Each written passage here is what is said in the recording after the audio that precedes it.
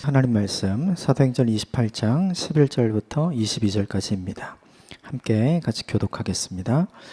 석 달 후에 우리가 그 섬에서 겨울을 난 알렉산드리아 배를 타고 떠나니 그 배의 머리 장식은 디오스구로라.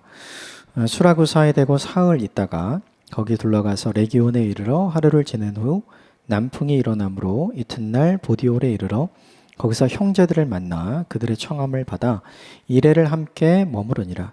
그래서 우리는 이와 같이 로마로 가니라. 그곳 형제들이 우리 소식을 듣고 아비오 광장과 트레이스 타베르네까지 맞으러 나오니 바울이 그들을 보고 하나님께 감사하고 담대한 마음을 얻으니라. 우리가 로마에 들어가니 바울에게는 자기를 지키는 한 군인과 함께 따로 있게 허락하더라. 사흘 후에 바울이 유대인 중 높은 사람들을 청하여 그들이 모인 후에 이르되 여러분 형제들아, 내가 이스라엘 백성이나 우리 조상의 관습을 배척한 일이 없는데 예루살렘에서 로마인의 손에 죄수로 내준 바 되었으니 로마인은 나를 신문하여 죽일 죄목이 없으므로 석방하려 하였으나 유대인들이 반대하기로 내가 마지못하여 가이사에게 상소하며 내 민족을 고발하려는 것이 아니니라. 이러므로 너희를 보고 함께 이야기하려고 청하였으니 이스라엘의 소망으로 말미암아 내가 이 쇠사슬에 매인 바 되었노라. 그들이 이르되 우리가 유대에서 내게 대한 편지도 받은 일이 없고 또 형제 중 누가 와서 내게 대하여 좋지 못한 것을 전하든지 이야기한 일도 없느니라. 이에 우리가 너의 사상이 어떠한가 듣고자 하니 이 파에 대하여는 어디서든지 반대를 받는 줄 알기 때문이라 하더라. 아멘. 이것은 하나님의 말씀입니다. 멜리데에서 하나님의 선한 도우심을 받게 되었죠. 모든 것을 협력해서 선으로 이루어 주시는 하나님의 신실한 은혜를 사도 바울도 경험하고 사도 바울과 함께 있던 276명의 사람들도 경험합니다. 그들이 멜리데 섬에 3개월 정도 있었던 것 같아요. 그리고 3개월을 마치고 멜리데를 떠나서 로마로 이제 드디어 출발을 하면서 하나님께서 로마까지 가는데 필요한 이런저런 것들을 멜리데 섬에 있는 보블리오를 통해 준비시켜 주시는 은혜가 이제 어제 본문에 있었죠. 오늘 본문에는 드디어 출발을 하는 장면이 등장을 합니다. 13절, 14절 같이 읽어보겠습니다. 13절, 14절 시작. 거기서 둘러가서 레기온에 이르러 하루를 지낸 후 남풍이 일어나므로 이튿날 보디올에 이르러 거기서 형제들을 만나 그들의 청함을 받아 이레를 함께 머무르니라. 그래서 우리는 이와 같이 로마로 가니라. 멜리데에서 수라구사로 그리고 수라굴에서 보디오로 대략 전체적으로 따지면 한 450km 정도 이동한 상황인 거예요. 13절에 보면 보디올에 일어난 사건이 하나 있죠. 보디올이라는 장소에서 14절에 보면 형제들을 만났다라고 되어 있죠. 이 형제들이라고 된 것을 보면 예수를 그리스도라고 고백하는 사람들이었던 것 같아요. 여기서부터 로마까지 가는 길은 이제 육로로 가게 되는데 육로로 대략 한 220km 정도를 더 가야 되는 거죠. 사도 바울이 가이사랴에서 떠나서 로마로 가는 길에 폭풍을 만나서 뜻하지 않게 표류하게 되었다가 멜리데라는 섬에서 구조되고 3개월의 시간을 보냈죠.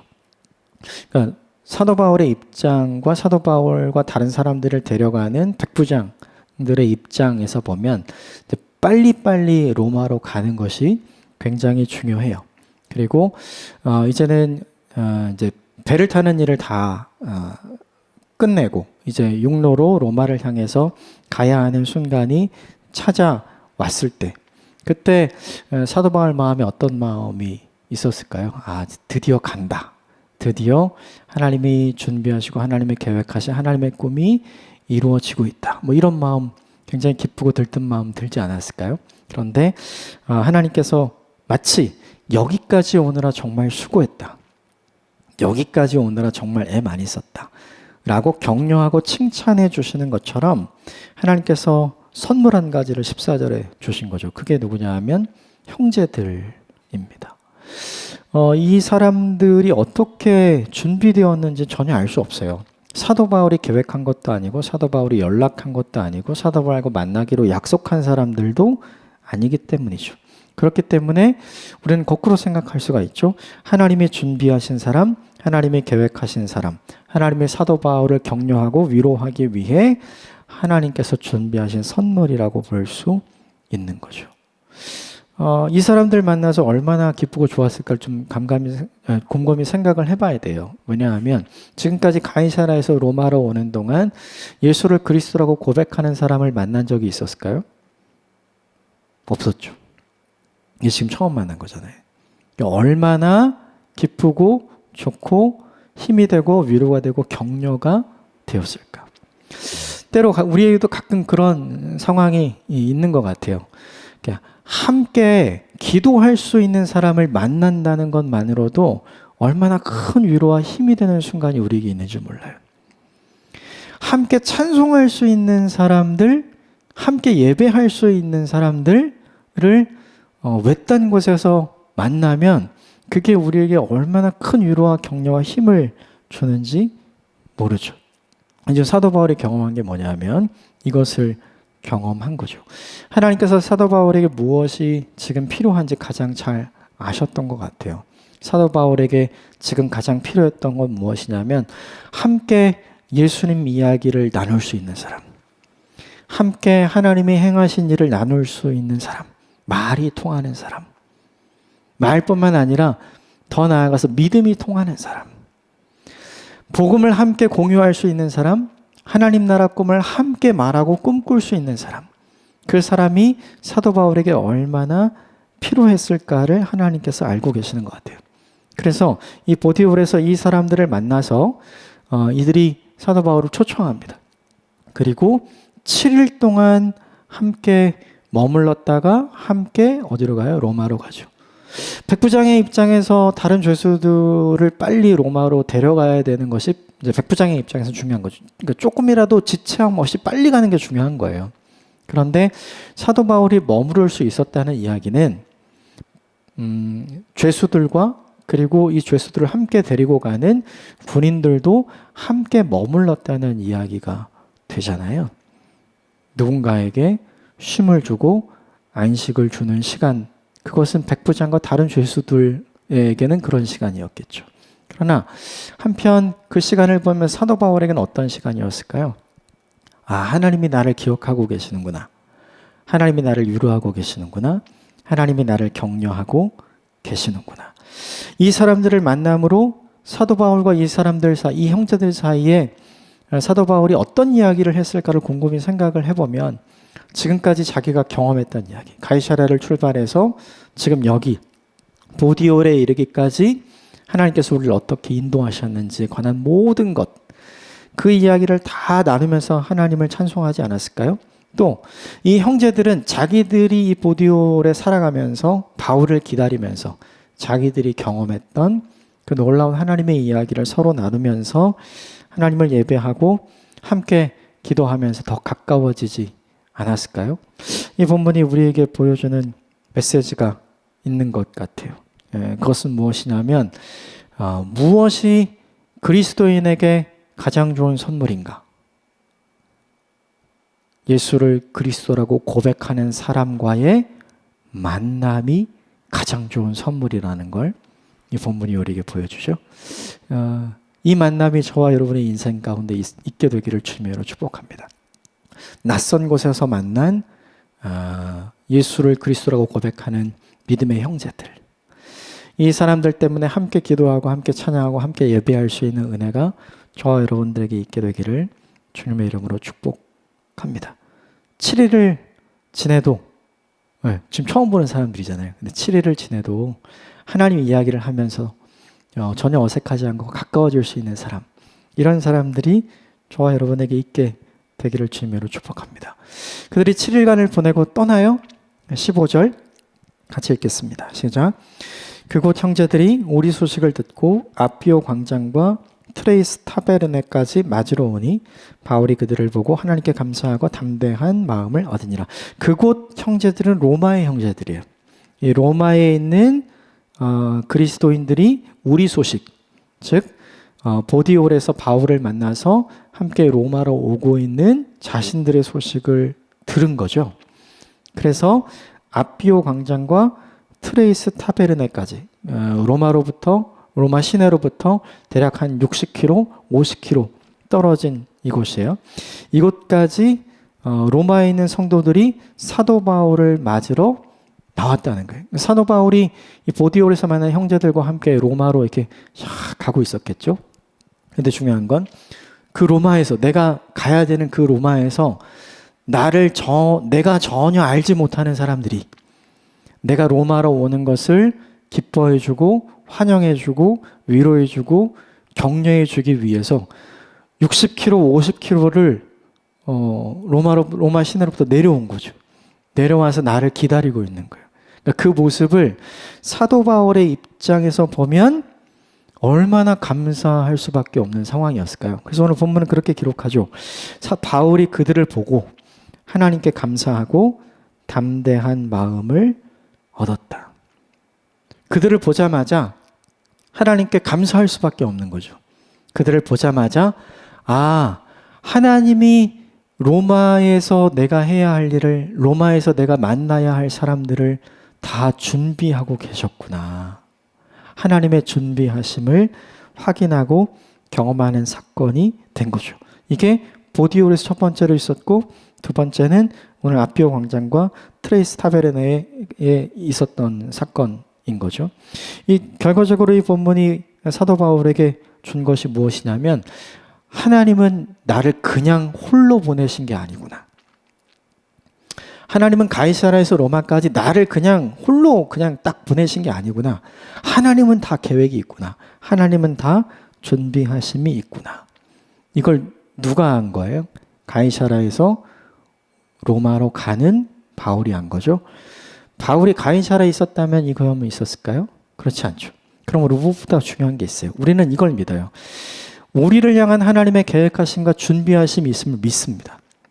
그런데 그것과는 별개로 우리를 향한 하나님의 준비하심과 계획하심을 경험하는 것은 발걸음을 떼서 움직이는 사람이 경험하는 거예요.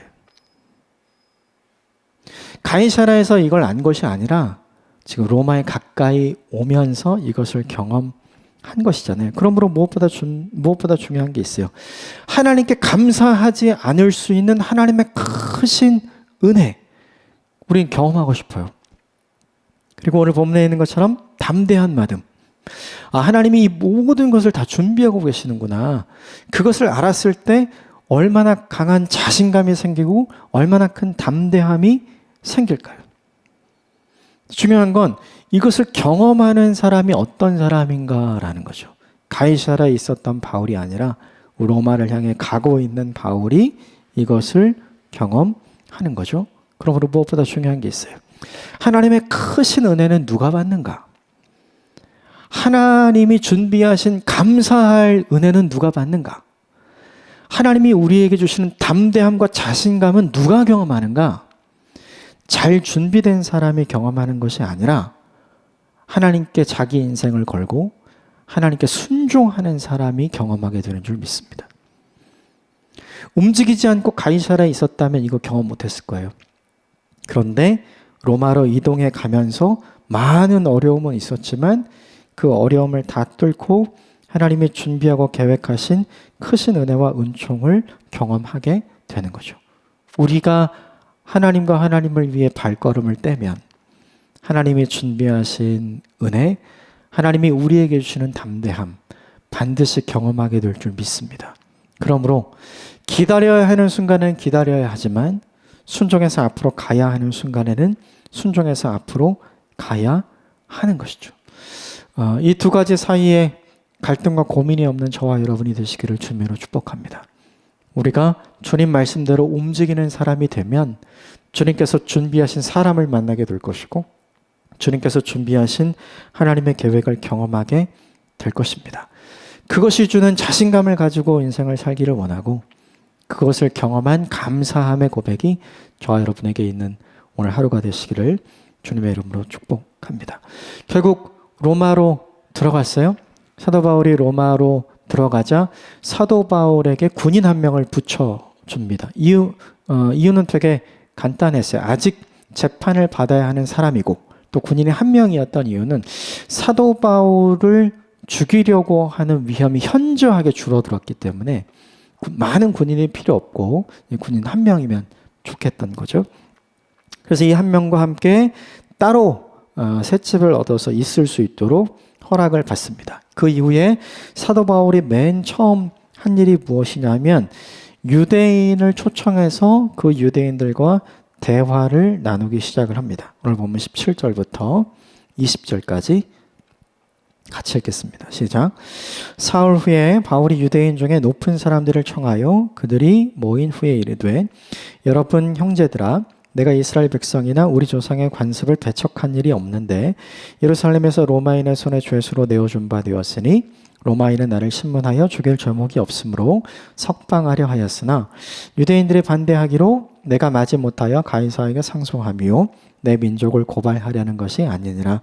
이러므로 너희를 보고 함께 이야기하려고 청하였으니 이스라엘의 소망으로 말미암아 내가 이 쇠사슬에 매인 바 되었느라. 로마에 도착해서 3일을 쉬고, 그렇죠? 그동안 이제 여행에 왔던 숙취를 해소를 하고 사도 바울이 가장 먼저 한 일이 뭐냐 하면 유대인을 불러서 그들이 혹여 가지고 있을지 모르는 오해를 푼 거죠. 내가 가이사에게 상소했던 이유를 설명을 하고 내가 내 민족을 미워해서 내 민족을 고발하기 위해서 여기 온 게 아니라는 사실을 지금 먼저 유대인들에게 설명을 하죠. 오해를 푸는 작업을 제일 먼저 하는 거예요. 이 오해를 푸는 작업이 왜 중요했는가? 사도 바울은 여전히 유대인에게 복음을 전해야 돼요. 그런데 복음을 들어야 하는 유대인들이 사도 바울에 대해서 잘못된 정보를 갖고 있거나 오해를 하게 되면 사도 바울이 전하는 복음 자체를 들으려고 하지 않을 것이기 때문에 사도 바울에게 중요한 것은 그들이 혹여 가지고 있을지 모르는 나에 대한 오해를 풀어야 하는 것이 가장 중요하다고 생각을 했던 거죠. 사도 바울이 오해를 받는 건 괜찮았어요. 근데 중요한 건 내가 오해를 받으면 내가 전하는 복음이 먹히지 않잖아요. 그러니까 사도 바울이 오해를 풀려고 한 이유는 내가 아무런 문제 없는 사람입니다. 나 당신들하고 잘 지내고 싶습니다. 라를 어필을 하려고 하는 것이 아니라 내가 당신들에게 전하는 복음을 가감 없이 편견 없이 들을 수 있는 상황과 상태를 만들기 위해서 복음을 위해서 지금 오해를 풀려고 하는 거죠. 생각을 좀 해보면 사도 바울 유대인을 만나서 계속 어려운 일이 생겼잖아요. 사도 바울이 가는 곳마다. 그러면 로마에서도 유대인 안 만나면 문제 안 생기잖아요. 그럼에도 불구하고 사도 바울은 가장 먼저 한 일이 뭐냐 하면 로마에 있는 유대인들에게 예수가 그리스도이심을 전하려고 하는 거거든요. 그러니까 사도 바울은 끝내 포기를 못하는 거예요. 누굴 포기 못하냐 하면 자기의 민족, 자기가 사랑하는 유대인, 또한 하나님이 사랑하시는 유대인. 예수 그리스도가 나를 위해서도 십자가에 죽으시고 부활하셨지만 예수 그리스도가 저들을 위해서도 십자가에 죽으시고 부활하셨다는 사실을 인식하고 그들을 포기하지 못하는 거죠. 로마서 9장 3절에는 사도 바울이 이런 이야기를 합니다. 내가 저주를 받아도 내 형제 이스라엘을 위하는 사람이 되고 싶다. 내가 스스로 저주받아서 내가 내팽개쳐지는 사람이 되더라도 나는 내 민족에게 예수를 전하는 사람이 되고 싶다.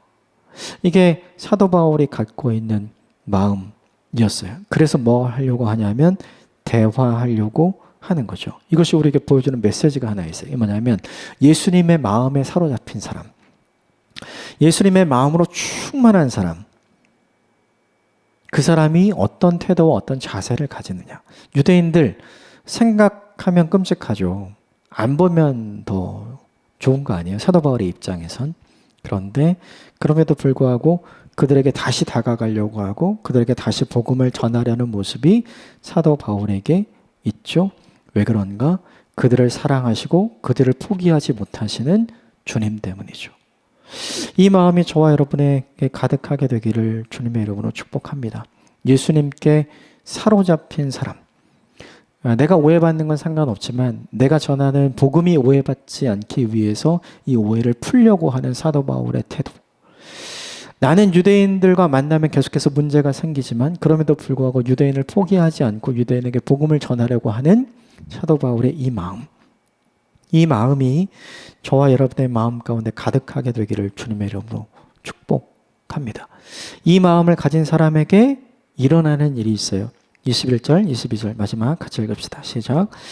그들이 이르되 우리가 유대에게서 내게 대한 편지도 받은 일이 없고 또 형제 중 누가 와서 내게 대하여 좋지 못한 것을 전하든지 이야기한 일도 없느니라. 이에 우리가 너희 사상이 어떤 것 듣고자 하니 이 파에 대하여는 어디서든지 반대를 받는 줄 알기 때문이라. 우리가 알고 있다. 우리는 사도 바울 당신에게 오해가 없다. 당신이 전하는 복음이 무엇인지 우리가 한번 들어보고 싶다. 하나님이 준비하신 사람들을 만나게 되는 거죠. 우리 인생을 살면서 이런 걸 알게 되는 것 같아요. 진심이 항상 통하는 것이 아니다. 내 진심이 상대방에게 항상 통하지 않죠. 언제 통하냐면 내가 진심을 포기하지 않은 상태로 상대가 나의 진심을 알아줄 때 그때 통하는 거죠. 그때. 그러니까 항상 통하는 게 아니라 서로 통하는 시점이 있기 마련인 거예요. 그런데 되게 중요한 건 이 서로 통하는 이 시점을 만들기가 굉장히 어렵다는 거죠. 그런데 오늘 본문은 사도 바울이 가자마자 그것을 만들어 주신 하나님을 경험하게 되는 거죠. 어찌하든지 복음을 유대인에게 전하려고 하는 사도 바울. 사도 바울이 유대인에게 복음을 전할 수 있도록 진심을 통하는 상황을 만들어 주시는 주님을 이 본문에서 우리가 보게 되죠. 중요한 교훈 한 가지가 있어요. 우리의 진심만 바뀌지 않으면, 우리만 포기하지 않으면 복음을 전할 수 있는 기회는 온다. 우리가 포기하면 복음을 전할 수 있는 기회가 사라지는 것 같아요. 우리가 진심을 놓아버리면 우리가 전하려는 마음이 사라지게 되는 것 같아요. 그래서 내가 내 마음을 잘 관리하고 내가 내 진심을 잘 관리하면 이 진심을 알아주고 내가 복음을 전할 수 있는 기회를 주님께서 만들어 주시는 것 같아요. 사도 바울처럼 복음을 전하는 것, 누구에게 들려주기를 원하는 것, 이것을 포기하지 않는 저와 여러분의 인생이 되었으면 좋겠습니다. 포기하지 않고 두드리고 찾고 열면 결국 열어주시고 찾게 해주시고 또 구하게 해주시는 주님의 놀라운 일들을 오늘 본문에서처럼 경험하게 될 줄 믿습니다. 오늘 하루가 그런 하루가 되었으면 좋겠습니다. 몇 가지를 함께 나눴지만 오늘 이것만 기억했으면 좋겠어요. 하나님께서 우리에게 주시는 큰 감사거리, 그리고 하나님께서 우리에게 주시는 담대한 마음, 그것을 경험할 수 있는 사람이 되었으면 좋겠습니다. 그것을 경험할 수 있는 사람은 기다리는 사람이 아니라 순종함으로 움직이는 사람이었습니다. 하나님 말씀 앞에 우리의 마음과 우리의 뜻과 우리의 정성을 다해서 순종함으로 움직이는 사람이 되면 하나님께서 우리에게 주시는 큰 감사와 하나님께서 우리에게 주시는 담대함을 반드시 경험하는 순간이 있게 될 줄 믿습니다. 오늘 하루가 그런 하루가 되길 바랍니다. 함께 기도하겠습니다.